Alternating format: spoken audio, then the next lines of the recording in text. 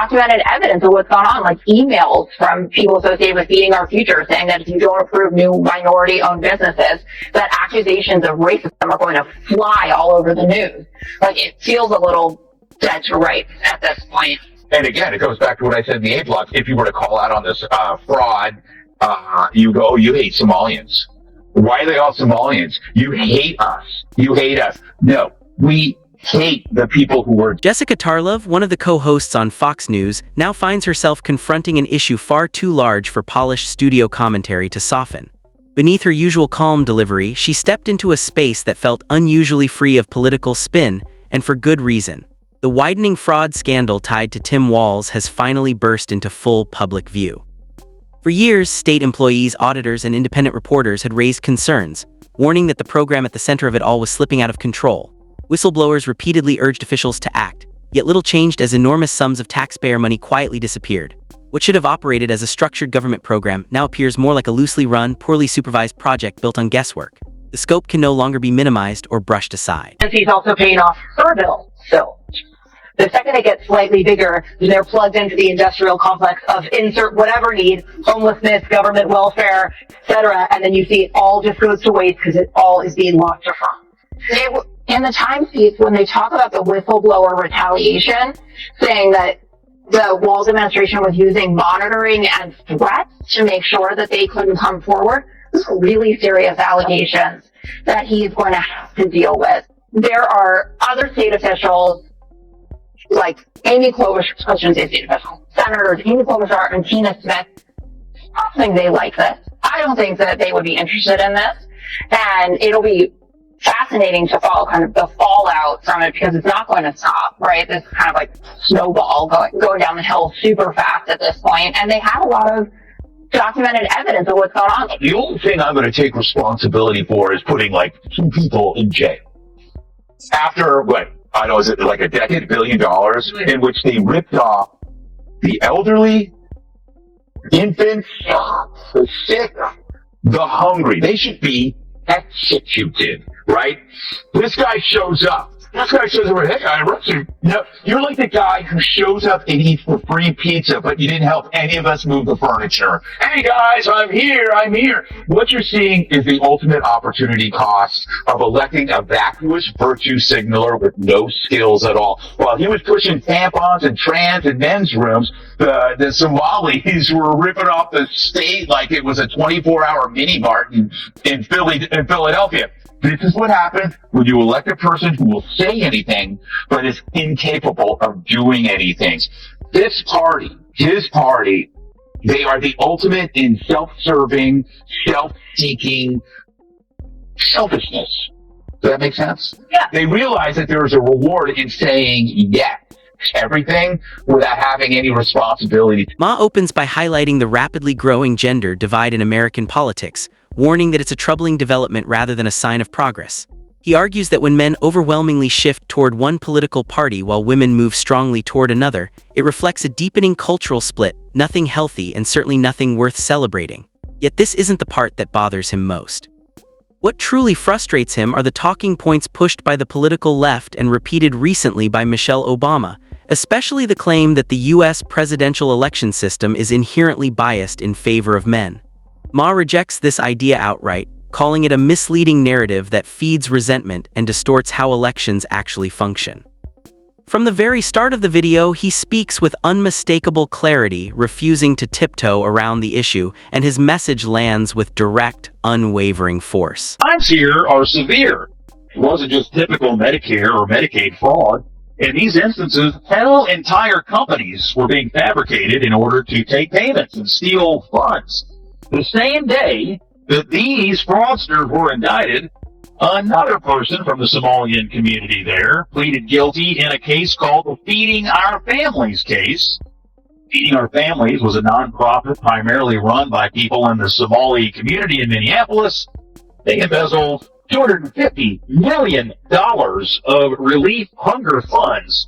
This was one of the largest of the COVID-era fraud schemes. Just 6 days after this round of indictments went down, another one was served, this time for a woman named Asha Farhan Hassan. Also from Minneapolis, she was involved in a $14 million fraud against the state. Now, here's what she would do.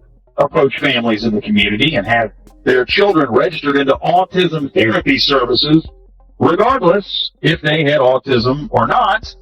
Parents who took part in that scheme were given monthly kickbacks of somewhere between $300 and $1,500. So you had Somalis embezzling money from American taxpayers. The money is being sent back to Somalia, and it's winding up in the hands of terrorists. In 2023, about $1.7 billion wound up back in Somalia of U.S. taxpayer money. What does this all mean politically? Well, for starters, Tim Walz continues to be one of the worst governors in America. Congratulations to Gavin Newsom for being off the hook for now. This is truly some of the worst stuff that we have ever seen out of state government.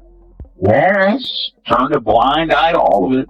And now Minnesota taxpayers are footing the bill for terrorism in the Middle East. It's more than obvious Tim Walz should, well, if he doesn't resign, at least should be ousted in 2026. Gutfeld's comments line up closely with how Minnesota has functioned under Walz, where democratic policies help create large political machines inside isolated cultural enclaves that never fully integrated into the broader civic system. When leaders prioritize symbolic gestures over genuine assimilation, the result isn't unity. It's separate communities operating with separate norms, structures, and incentives. And in those fragmented conditions, fraud networks thrive. Strong, well-organized rings grow with industrial-level efficiency. Consider Ilhan Omar's cheerful remarks about prioritizing Somalia's interests, or the Minneapolis mayoral race devolving into a clan-influenced competition for votes. The same political climate allowed those dynamics to flourish. Scott Jennings argues that national Democrats are attempting to replicate this broader model across the country, often ignoring the damage it has caused in Minnesota. His assessment underscores the scale of dysfunction created by these policies and the consequences now coming into view. Still, Jessica, the second it gets slightly bigger, then they're plugged into the industrial complex of insert whatever need, homelessness, government welfare, etc. And then you see it all just goes to waste because it all is being lost to fraud. In the Times piece, when they talk about the whistleblower retaliation, saying that the Walz administration was using monitoring and threats to make sure that they couldn't come forward, those are really serious allegations that he's going to have to deal with. There are other state officials, like Amy Klobuchar, I shouldn't say state officials, Senators Amy Klobuchar and Tina Smith. I don't think they like this. I don't think that they would be interested in this. And it'll be fascinating to follow kind of the fallout from it, because it's not going to stop, right? This is kind of like a snowball going down the hill super fast at this point. And they have a lot of documented evidence of what's going on. The only thing I'm going to take responsibility for is putting like 2 people in jail. After is it like a decade, $1 billion, in which they ripped off the elderly, infants, the sick, the hungry. They should be executed, right? This guy shows up. Warnings spread widely as people practically begged Kamala Harris's campaign to recognize that Walz's administration in Minnesota was deteriorating rapidly. Instead of responding, she dismissed the alarms, placing political calculation ahead of protecting public money. Meanwhile, large portions of the mainstream media downplayed the situation, reframing the story rather than confronting its seriousness. Behind the scenes, shell companies were siphoning resources meant for Minnesota autism programs, housing initiatives, and other vulnerable communities.